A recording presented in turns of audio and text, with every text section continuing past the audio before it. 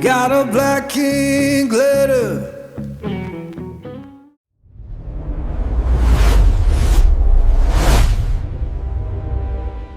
When you think about a modern wedding, there is a very specific, almost unavoidable rhythm to it. I mean, if you have ever been married or even just been in a wedding party, you totally know the drill. Oh, yeah, the endless spreadsheets. Right. You have the months of endless planning, the agonizing over the seating charts, the cake tastings, the debates over the DJ playlist. Everything is scheduled down to the absolute minute. We just crave total control over the timeline. We really do. It's all about micromanaging the day. Exactly. But imagine for a second a radically different setup. Imagine you are a bride in the ancient world and you literally do not know the date of your own wedding. Wow. Yeah, you are completely in the dark about when the biggest moment of your life is actually going to happen. It is a complete inversion of how we approach marriage today. I mean, today we obsess over the calendar. We send out save the dates a year in advance. But in this ancient context, the absence of a date wasn't a logistical failure. It wasn't just them being disorganized. Exactly, no. The unknown timeline was actually the entire point of the tradition. It was a built-in feature designed to basically test the couple's commitment. And that is our mission for this deep dive.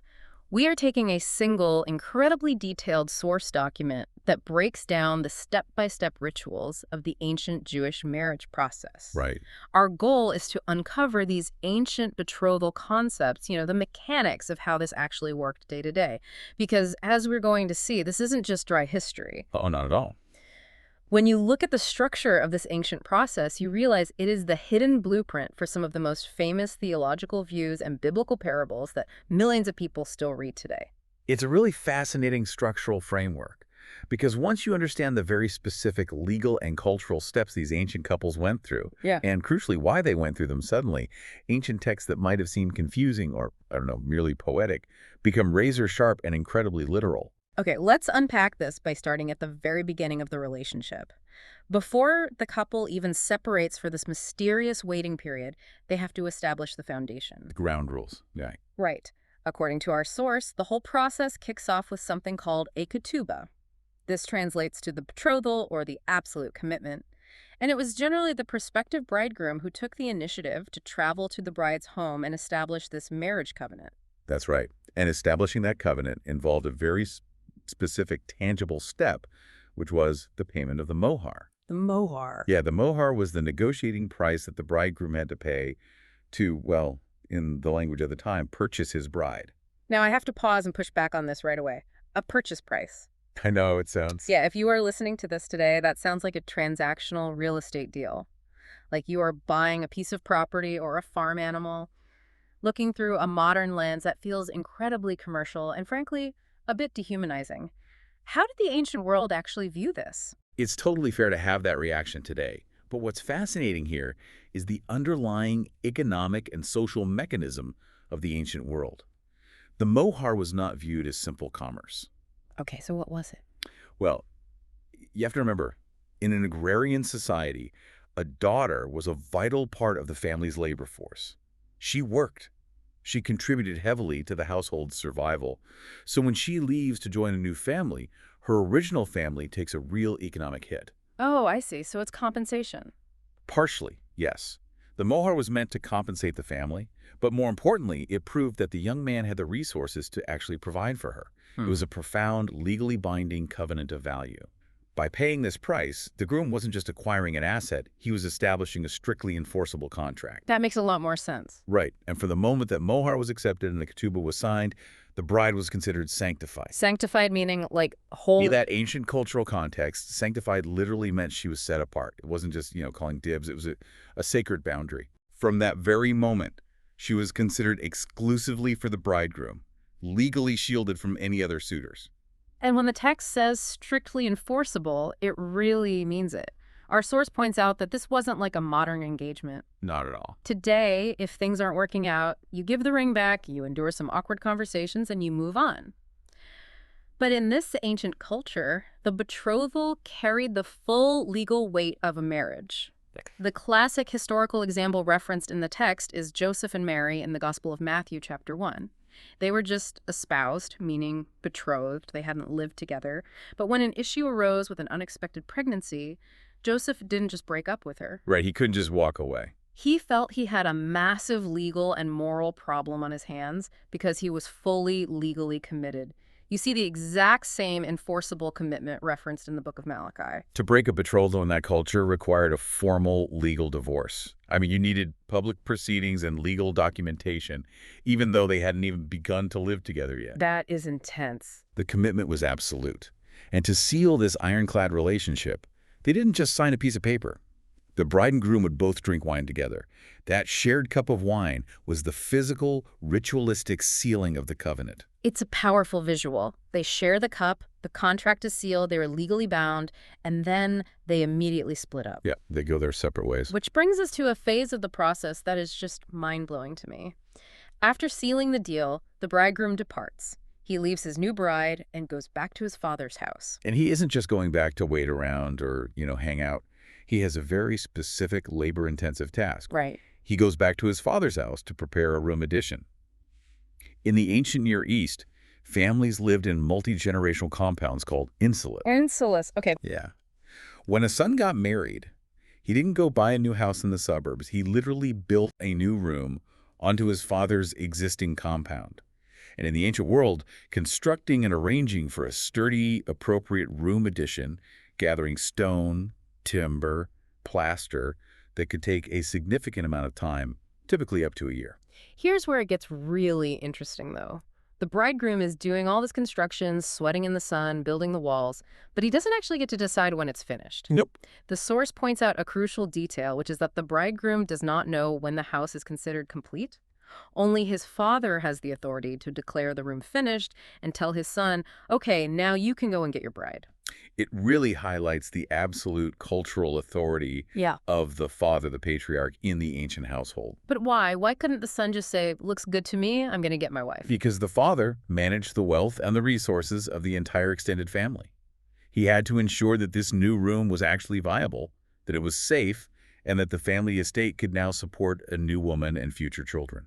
Ah, so it's a quality control thing. Exactly. He was protecting the family's future. If left to the young, eager groom, he might rush the job and build a leaky roof just to get his bride faster. The father ensures the standard is met.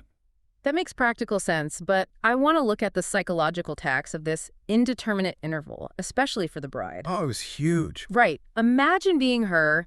You are legally married, but you are living with your parents. You know he is coming back, but the exact day or hour is a total mystery. That sounds incredibly oppressive to modern ears. How did a woman manage the social expectation and psychological weight of an open-ended waiting period that could last a year? It is a heavy psychological burden, for sure. But maybe a helpful modern analogy would be a family waiting for a loved one to return from a military deployment. Oh, that's a good way to look at it. Yeah, when someone is deployed, you might have a rough window of when their tour is over. But the exact day they walk through the front door is often kept under wraps or subject to sudden change. Right, you're just on standby. Exactly. And your whole daily life is structured around their eventual return. You don't just sit idly. You maintain the house.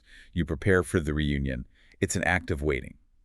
And for this ancient bride, her daily life during this separation was entirely defined by active, imminent preparation. Right, she's preparing her trousseau, getting her linens, her garments, spinning and weaving the things she will need for married life. Exactly. Yeah. But the most striking requirement of her daily, or rather nightly routine, was the lamp. At night, it was customary for the bride to leave a burning oil lamp in her window. A burning lamp. Yeah, this was a public signal to the entire village and a signal to her absent groom that she was actively waiting for him, maintaining her faithfulness. And oil wasn't cheap. To keep a lamp burning every single night for an indeterminate amount of time means she had to constantly manage her inventory. She had to trim the wicks. It becomes this grueling daily chore of devotion. It was a profound cultural symbol of readiness. This is the core concept of imminence. Imminence? Right. The groom's return was deliberately indeterminate. There was no preconditioned event that had to happen before he could come back, other than the father's silent approval. So the bride had to live in a state of constant, vigilant readiness. Okay, so she's keeping the oil stocked, the lamp is burning in the window, she's working on her trousseau, maybe almost a year has gone by, and then suddenly the father inspects the room and gives the green light. Boom. It's time. Yeah. We transition from this long, quiet, prolonged waiting period to sudden, explosive action. And it was designed to be a massive surprise.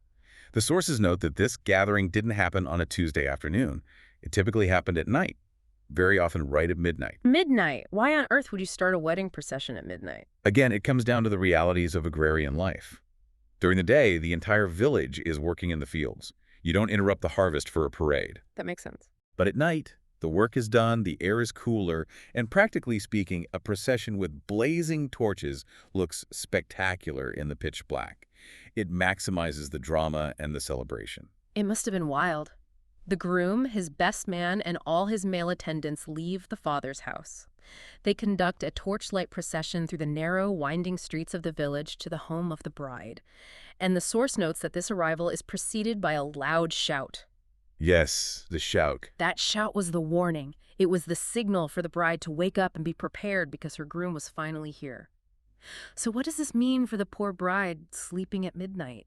That shout must have been terrifyingly exhilarating. Oh, absolutely. It was designed to wake the entire community. Everyone would pour out of their houses to join the procession.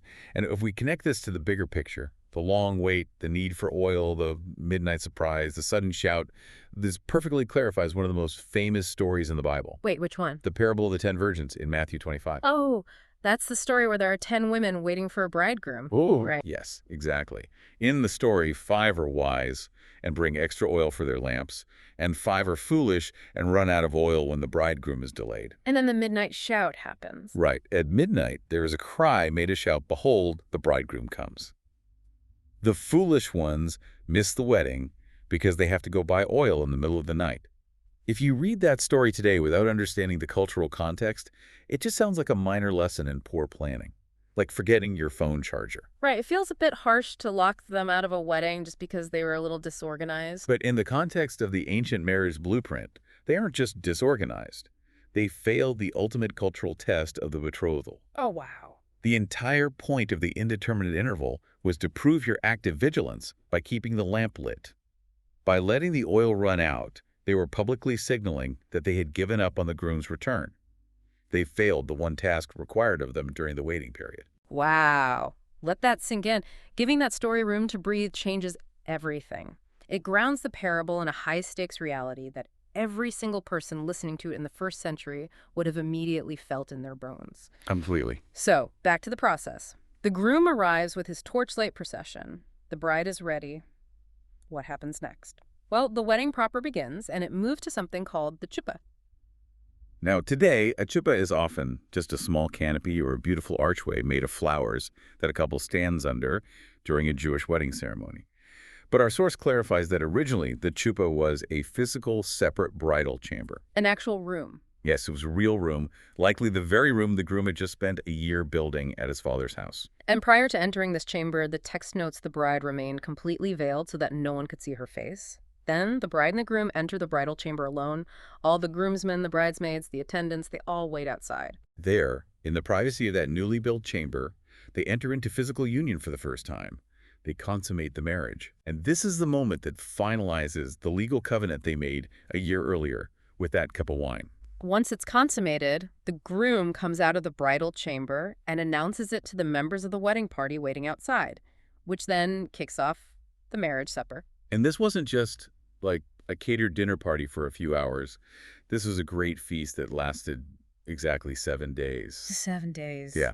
You see this reference in the story of Samson in Judges 14 and in Matthew 9 and 22. Modern weddings last a weekend, and we need a vacation afterward just to recover.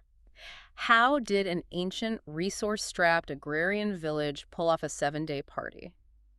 The sheer logistics and cost must have been staggering. It was a massive communal investment, and it was primarily funded by the groom's family, which goes back to why the father had to ensure the estate was ready. But it wasn't just about showing off wealth. What was the real purpose then? Well, in a world without social safety nets, these week-long feasts were mechanisms for community bonding.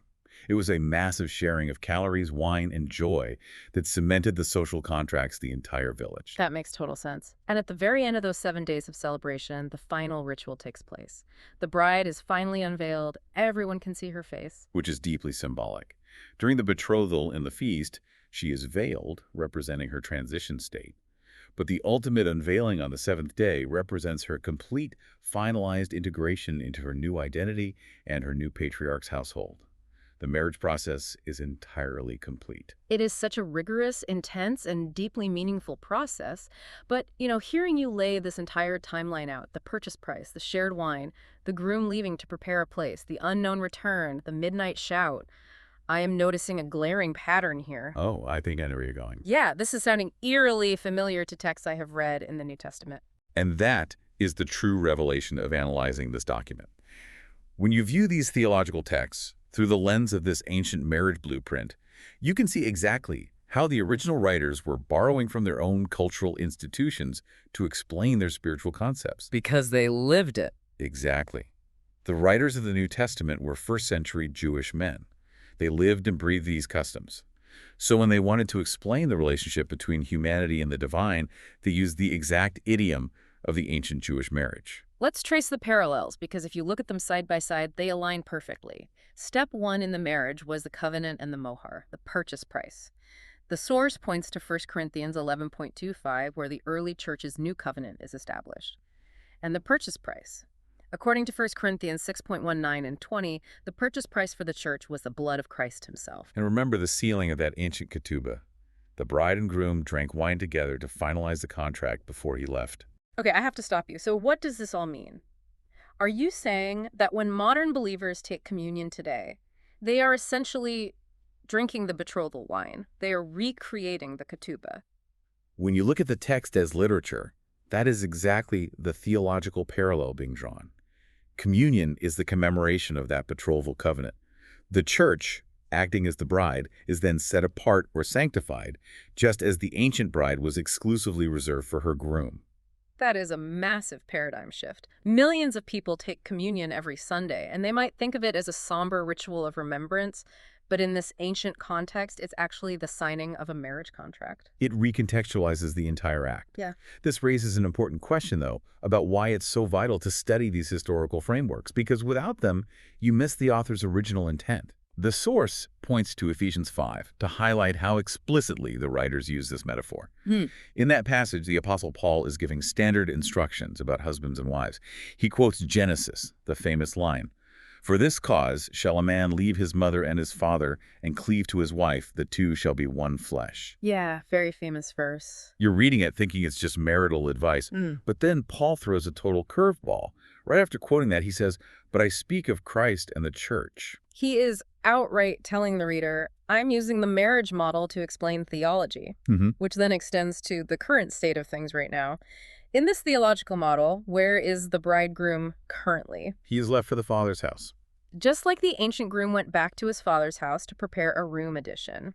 The text in the Gospel of John literally says, "In my Father's house are many rooms I go to prepare a place for you." The bridegroom is presently in this interval period.